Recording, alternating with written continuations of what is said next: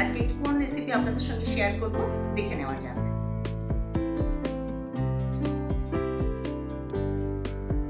আজ আমি তৈরি করব ওটস অমলেট। এখানে আমি ওটস নিয়ে নিয়েছি, ওটসটা আমি একটু পাউডার করে নেব, আর দুটো ডিম নিয়েছি। তবে ফাইন পাউডারের দরকার নেই, এখানে 2 টেবিল স্পুন আমি পাউডার নিয়ে নিয়েছি আর দুটো ডিম ফাটিয়ে নিচ্ছি। ভালোভাবে ফাটাতে হবে।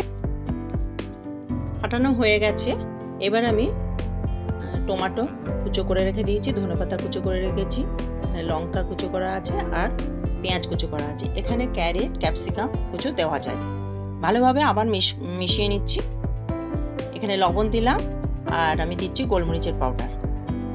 এগুলো ভালোভাবে আবারও মিশিয়ে নিচ্ছি। একটা প্যান নিয়েছি, সেখানে অলিভ অয়েল দিয়েছি 1/4 টিস্পুন, যেটা ভালোভাবে আমি ব্রাশ করে নিচ্ছি। এখানে তোমরা মন করলে 1/2 টিস্পুন তেল দিতে পারো, আর যেখানেও অয়েল দিয়েও এটা করতে পারো। যেহেতু এটা ওয়েট লসের জন্য, তাই আমি এটা অয়েল দিয়ে করেছি।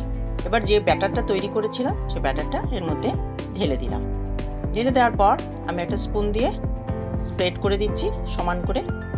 এক জায়গায় ভেজিটেবলগুলো হয়ে গেছে, সেই জন্য আমি ভালোভাবে স্প্রেড করে দিলাম, দিয়ে একটা কভার দিয়ে দিলাম। 2-3 মিনিটের মধ্যে হয়ে যাবে। 2 থেকে 3 মিনিট, 3 মিনিটও লাগে না, 2 থেকে 2.5 মিনিটের মধ্যে হয়ে যায়। তারপরে আমি কভারটা খুলে নিচ্ছি। কভারটা খুলে নেওয়ার পর আমি দেখো এটা পুরোপুরি হয়ে গেছে। এবার আমি উল্টে দিচ্ছি, গোল্ডেন ব্রাউন হয়ে গেছে পেছনটা। এবার এটাও আমি কিছুক্ষণ হতে দিচ্ছি। হয়ে যাওয়ার পর এটাকে আমি উঠিয়ে নেব। এটা কিন্তু ব্রেকফাস্টে খুবই পারফেক্ট রেসিপি ওয়েট লসের জন্য। দেখো এটাও হয়ে গেছে আমার। এটা খুবই কালারফুল, টেস্টি আর হেলদি রেসিপি। এটা বয়স্ক থেকে ছোট থেকে বয়স্ক সকলেরই এটা খেলে ভালোই লাগবে।